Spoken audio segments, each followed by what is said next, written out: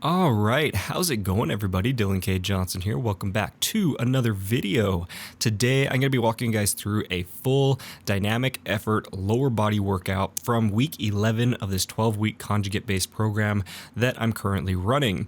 So with today's workout, I'll just quickly throw the entire thing up on screen while I kind of upgrade my Camber bar sticker here, as you can see. So this is going to be the entire workout that I'll be doing today if you guys want to follow along.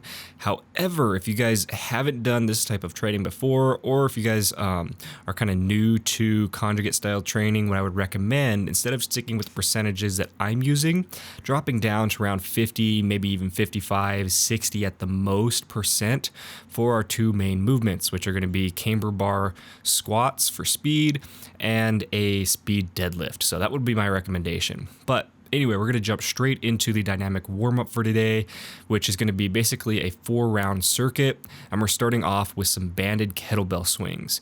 Now, one thing to note with kettlebell swings, and I've gone over this before, is I like to perform them in more of a hip direct movement.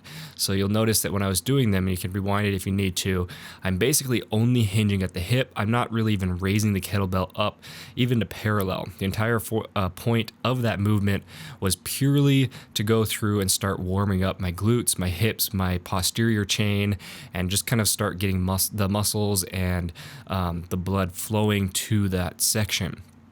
So once I finished that, I did like 10 to 15 reps, just pretty lightweight.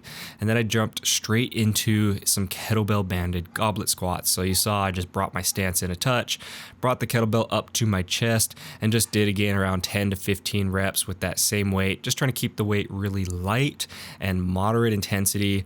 Only thing that we're trying to do here with all these movements is warm up the muscles, get the joints going, get the blood flowing, and get a bit of a sweat rolling. We're not trying to pre-exhaust or fatigue the muscles at all. We're just trying to warm things up. So once I finished that, moved over to some belt squats. If you guys don't have access to a belt squat machine, an alternative you can do is a leg press. It's a fairly similar movement in terms of how it works the muscles, kind of taking your back and your lower back out of it and just isolating the legs. But this is one of my favorite movements for warming up my legs before I'm going to be squatting or deadlifting. So with that one, hit around 10 to 15 reps again before moving into some cable pull-throughs or pullovers, however you want to call them. With this one, around 10, 15 reps again. And the whole point of this is just to kind of warm up the lats, because when you're squatting, you're going to be using a lot of upper back, which a lot of people don't realize. And you're basically going to be doing an isolation, or not an isolation, but an isometric hold the entire time that you got the weight on your back. So we want to make sure that kind of our upper back or rear delts where the bar is going to be sitting, all of those muscles are nice and warmed up. Otherwise, you could end up cramping, which I have had happen in the past. And it's definitely not fun when you've got any kind of weight on your back to have any kind of cramp in your shoulders and your lats, anything like that. So making sure that everything is warmed up and ready to go is definitely a must. Like I said, hit that whole circuit there for 4 rounds, and the reps were just kind of as I felt them, nothing set in stone, just enough to get us nice sweat rolling, get my muscles warmed up and primed for today's lifts. So you can see here, just throwing on my knee sleeves before we hit our first primary movement, which, as I said, is going to be camber bar squats. And with this, I'll be using accommodating resistance, and I'll be working up to about 70% of my tested 1 rep max with this movement for 10 sets of 3.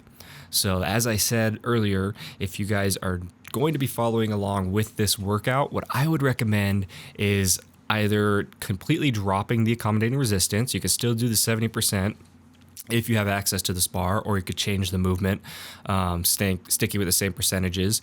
But I would highly recommend, if you're not an advanced lifter or if you're not advanced in a program like this, to drop the percentage down to around 50, 55% for the prescribed sets and reps. That's going to ensure that you're able to move the weight as maximally and as quickly as possible, which is the entire purpose behind speed work. Now, for me, like I said, I'm in week 11 of 12, so I'm approaching the end of this 12-week training program, which is why my percentages are a little bit higher. So if you guys want to follow along, that was my pretty much my main recommendation. You don't even have to use accommodating resistance if you don't have access to bands or anything like this, or chains or anything. Just drop the weight down to around 50 to 60% at the most and follow along with the prescribed reps, focusing on as explosive out of the hole as possible. Again, that's the entire purpose behind speed work. You're not trying to move a lot of weight. We're not trying to treat this like a maximum effort day. We're trying to keep the percentages fairly low, and we're trying to focus on building our speed and building those slow twitch muscle fibers. I believe that's the ones that are for speed, as opposed to the fast twitch, which are more built for strength, kind of opposite of what you would think if I remember right. So as you see, we're just going through, I'm warming up into my first working set, which will be in a second here, but just going through the movement, ensuring that I'm hitting proper depth, making sure my form is locked in, and just going through and warming up through to my first primary set, which with the Camber bar, it's definitely, the more and more I use it, it is by far one of my absolute favorite specialty bars that I've ever used. Just something about it, the way it positions the bar on my back, the way I'm able to hold it from the sides, and everything, it just ties into how I like to squat, how I prefer the bar to feel. It just feels a lot more natural to me and a lot more comfortable than a traditional back squat or using an SSB or anything like that. So this is by far one of my favorite movements, and probably one of the biggest things that I have felt has kind of helped increase my strength over these kind of 11-12 weeks.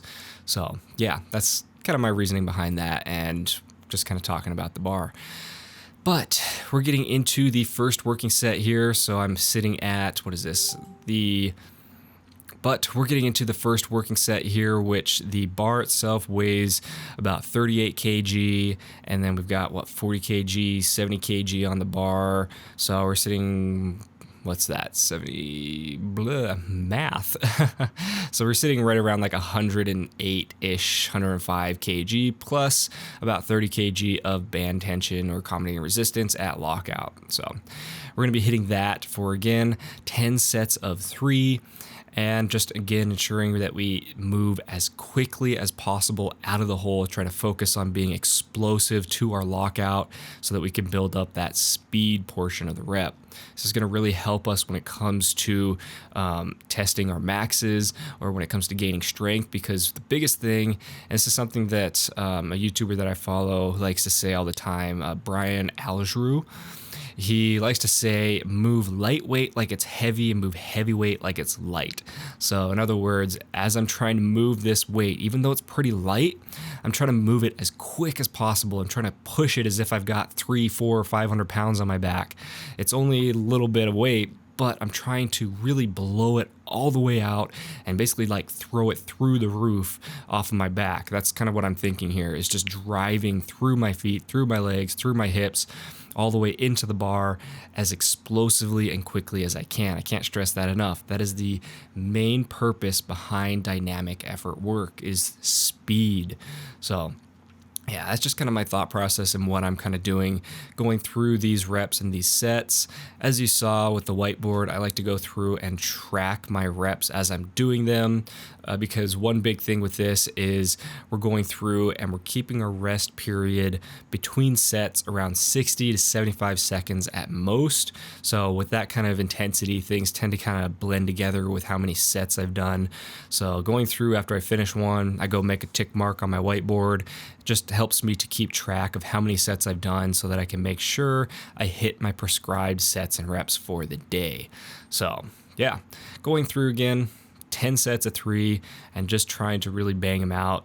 As I start hitting those last 2 to 3 sets, things are starting to feel a little bit heavy, getting a little bit fatigued, but I'm still trying to drive that weight as quickly as possible, really focus on getting all the way to lockout, as ideally in less than 1 second. So from the time I hit the bottom to the time I lock out, my goal is to make that portion of the movement under a second, which I know I'm not quite moving that fast now as I'm getting to these last couple sets, but at the beginning, that's kind of what I'm targeting, and that's what you guys should be targeting as well.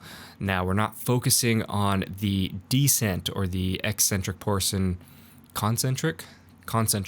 of the rep. The descent is not trying to be as speedy as possible. We actually want to make sure we control the weight all the way down, maintain our form, hit depth, pause, and then explode out of the bottom for that eccentric portion. That's where we want to be focusing our speed work, not on the descent. We want to make sure we maintain that control to help prevent injury and to help ensure that we're nailing our form as good as possible, because we don't want to reinforce bad habits with our form. That's something, again, that I can't stress enough, is when you go through and you just start throwing weight around, you really want to focus on ensuring your form is as locked in as possible. And that's something that most people recommend against this program or this type of training for beginners, is because you want to make sure you have a solid understanding and grasp of the form before you start moving things around like this, basically.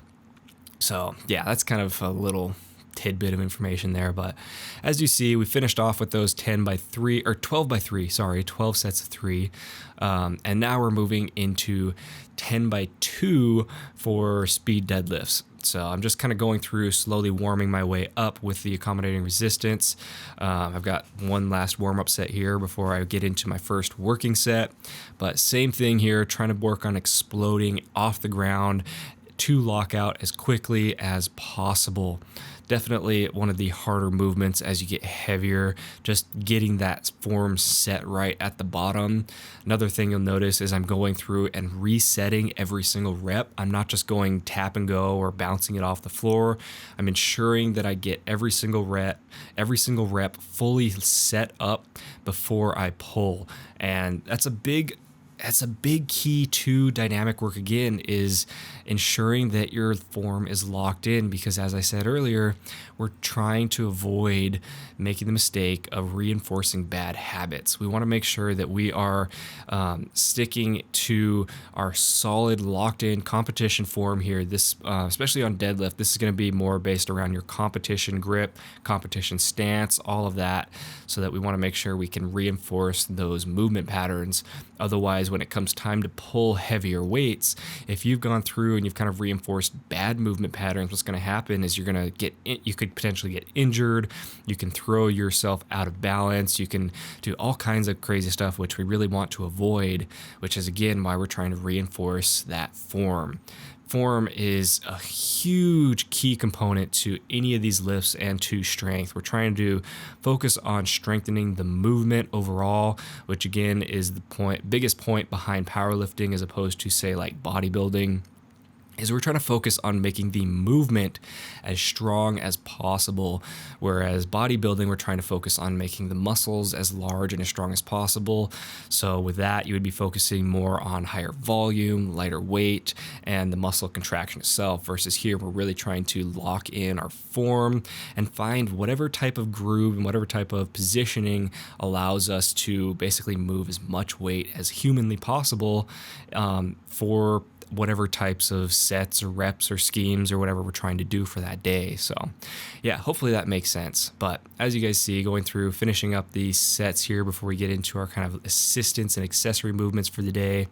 Same thing as with the squats. Towards the last couple sets, things started to move a little bit slow, but overall got the 10 by 2 in and felt pretty good about it for the day. So one thing I also want to say is I think I need to move my barbell rack to the other side of the gym, because this spot that I have it in now was fine when I first put it there, but it is getting to the point where it's so cramped in that corner that I just have a very, very difficult time getting any of those specialty bars out of there. It's just, I don't want to ding my wife's car, which is just out of frame here, or mess anything up and anything like that. So especially with that Camber bar, which is, as I said, like 85 pounds, that thing is a pain to move. So I'm probably going to look at moving that barbell rack, the gun rack, over to the other side of the gym sometime in the next month or so. But anyway, as I said, we're going to get into the accessory assistance movements for today. Going to be keeping them fairly minimal as we're getting to the end of this program, just to save and maintain our strength for the max effort and dynamic effort work. But as you saw, hit some heavier belt squats with, what was that, like 2 plates per side, something like that. But hit that for around 3 sets of 8 to 12 reps per set, and then moved into some some sissy squats. So sissy squats, if you don't have a sissy squat machine, you can use a band like I'm doing here. Or what I used to like to do when I had access to a Smith machine is I'd throw a bench right behind this bar on a Smith machine, and I'd line the bar up basically right behind my knees where the bands were, and I'd do them that way. That was a really effective way to do sissy squats when I didn't have access to a sissy squat machine or bands like I was doing there. So that would be my recommendation for those. Did 3 sets of as many reps as possible, basically just going to failure. And then I moved into some plyometrics here with banded jump squats. So I basically just took 2 bands, looped them through a kettlebell, and hit as many reps as possible to finish out the workout. So hopefully you guys enjoyed the video. If you have any questions or comments, leave them down below, and I will see you in the next one. Bye. For the record, I'm done trying to make y'all comfortable.